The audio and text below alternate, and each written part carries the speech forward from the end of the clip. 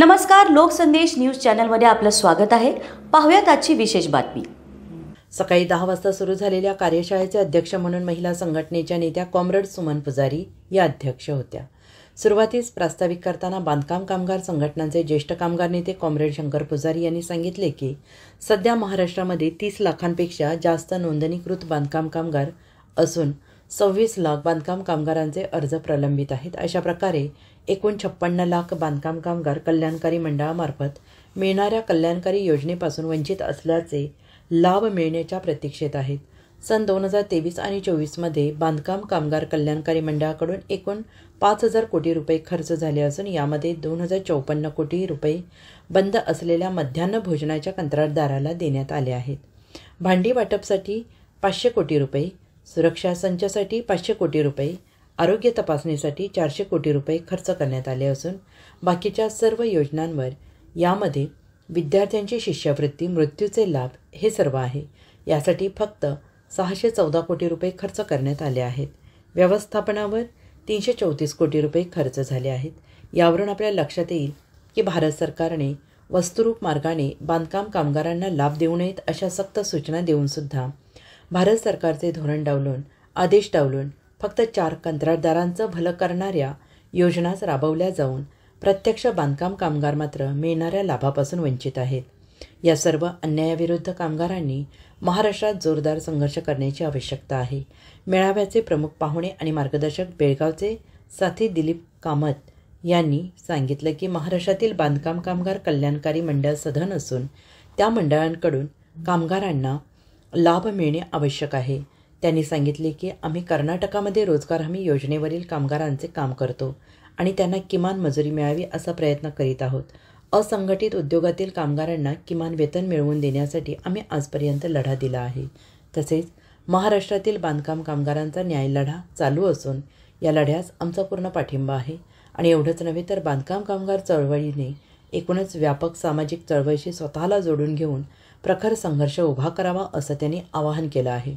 अध्यक्षीय भाषणामध्ये कॉम्रेड सुमन पुजारी यांनी सांगितलं की सध्या जरी बांधकाम कामगारांचे पोर्टल सुरू झालेलं असलं तरी पूर्णपणे ऑनलाईन पोर्टल सुरू झालेलं नसून खूप अडचणी येत आहेत, त्या ताबडतोब दूर झाल्या पाहिजेत। महाराष्ट्र शासनाने निर्णय घेऊन सुद्धा प्रलंबित 26 लाख अर्ज अद्याप प्रलंबित असून ते अर्ज मंजूर झाले नाहीत तरी कामगारांना जोरदार संघर्ष करावा लागेल आणि म्हणूनच याबाबतची निवेदनं हजारोंच्या संख्येनं महाराष्ट्र शासनाकडे मुख्यमंत्री आणि कामगार मंत्र्यांना पाठवून द्यावीत असं त्यांनी आवाहन केलं आहे। आभार प्रदर्शन करीत असताना पुण्याचे कामगार नेते दीपक म्हात्रे यांनी ऑनलाईन प्रक्रियेमधील अडचणी सोडवण्याचे मार्ग सांगितले। मेळाव्याचे सूत्रसंचालन निवारा बांधकाम कामगार संघटनेचे सचिव कॉम्रेड विशाल बडवे यांनी केले। कार्यशाळेमध्ये महेश दुबे, योगिता शेंडगे, मोहन जावीर, पांडुरंग मंडले, श्रावण कांबळे, प्रसाद जंगम, नितीन पांढरे, गजेंद्र बंडगर, बंडूभाऊ फुलझेले आदींनी चर्चेमध्ये सहभाग घेतला। महाराष्ट्र राज्यातील बांधकाम कामगार संघटनांचे प्रमुख प्रतिनिधी यांची कार्यशाळा आम्ही आज घेत आहोत। या कार्यशाळेचे उद्घाटक आहेत प्रमुख पाहुणे साथी दिलीप कामत, हे कर्नाटकातील एक असंघटित उद्योगातील कामगारांचे नेते आहेत। पुरोगामी विचारवंत म्हणून कर्नाटकामध्ये आणि देशामध्ये ओळखले जातात। त्यांनी आपल्या भाषणामध्ये असं सांगितलं की महाराष्ट्रामध्ये एक क्रांतिकारक कायदा झाला 1977 साली, तो म्हणजे रोजगार हमी योजना कायदा।